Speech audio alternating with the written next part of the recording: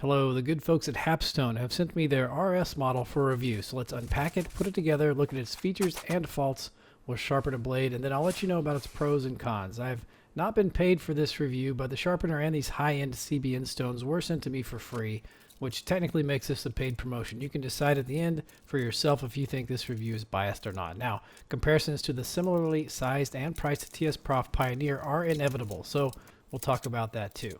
In the meantime, here are the stats. The unit weighs 5.5 pounds. It accommodates blades up to 9.1 inches in length, 0.3 inches thick, or 6 millimeters. Note that the 6 millimeters is actually 0.235 inches and not 0.3 inches. We're going to look at that a little later. Advertised sharpening angles are 12 to 30 degrees, and you can already tell it accommodates the typical 1-inch wide Edge Pro style stones we love for all these style sharpeners. Now, quite unique is this 360-degree spinning, powerfully magnetic ball attachment system for the sharpening arm, which is, spoiler alert, brilliant, like very brilliant. So just like TSPROF, we see a very nice clamp and turnstile system to rotate your knife side to side. This one's legit, guys. It's every bit as solid as TSPROF. The stone holder is spring-loaded and adjustable in length. Very nice, very solid. Now, it's a telescoping arm, right? So it doesn't slide in and out of the ball. It slides in and out of itself. And you would think that it would fall off while you're sharpening like that, but it doesn't. Everything is just the right length. I never had it fall off once. It's a really nice system. My unit came with an angle finder. I think these are typically extra. It's a pretty standard, inexpensive angle finder with a magnetic base. I've seen better, I've seen worse. The sharpening angle changes manually in the back of the system by turning this thumb screw and raising or lowering the cylinder. You can make micro adjustments at the top, which I've never seen before on a sharpener like this before. It's pretty interesting. Just like the TSPROF Pioneer, a rubber ring is included that can be used as a stone compensator, such that when stones of varying heights are used, the sharpening angle can be preserved. Does it work? Yeah, mine worked perfectly.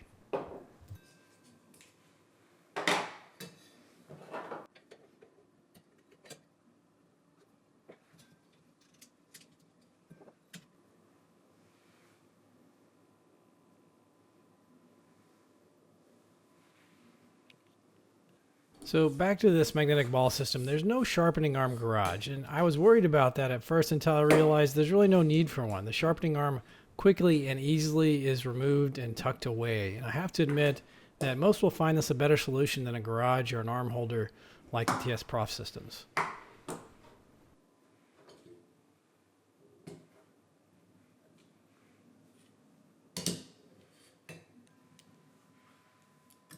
Alright, I said we'd talk about blade thickness more. The maximum blade thickness I could fit in here was about 0.235 inches, which is 6 millimeters, but much less than the 0.3 inches that's also listed on their website. So no 1/4 inch blades here, which is not unlike the TSPROF Pioneer, by the way. Now maybe they sell some wider clamps. I don't really know.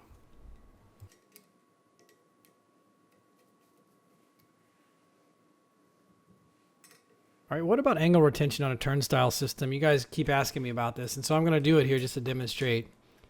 We start out at 22.55 degrees, and we'll flip it to the other side. And it's going to settle out at about 22.25, 22.30. So it's off by about 0.25 degrees maybe. I don't think that's significant, I have to be honest. But the most important thing is when we flip it back, it retains the same angle, right? It goes back to 22.55. So the clamps open up to about 6 inches maximum. And as you can see, the sharpening arm is capable of about a 16-inch blade. So why is it advertised at 9.1 inch blade length maximum? Here's a 9.5 inch blade I have, and you can see that it very easily accommodates that blade. But here's the deal. Yeah, when you try to flip it, it catches. It catches on the base.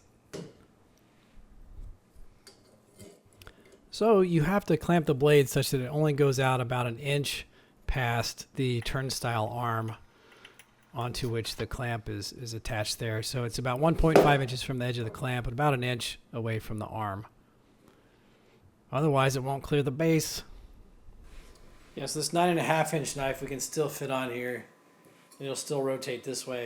So I don't know what to make of this. You know, assuming I've set this up correctly, and I think I have. Maybe there's something wrong here and you guys can shout out about it. I can't otherwise explain this though. You know, if this is set up correctly, what's going on? I mean, okay. So you're not going to get, I don't think it's practical at this point to do a 16-inch blade like the reach of the arm will actually allow, because you can't flip it in both directions. And so most of the blade's going to be way out here. So what I'm trying to show here is that if the knife is clamped forward enough in the clamp and maybe it's got a nice drop point on it, that it might clear the edge to some degree. I don't think you can really rely on that though, to be honest. I think most knives are going to have an issue here. And certainly I don't think the handle's going to clear in most cases. Let's get a knife clamped up and run it through the sharpening system. I'm going to use the boron nitride stones that were sent to me. These go up to 5,000 grit. I'm expecting a lot. These usually put a really nice edge on knives. I don't typically use them because they cut a little slow for me in the lower grits, but at the upper grits they really shine.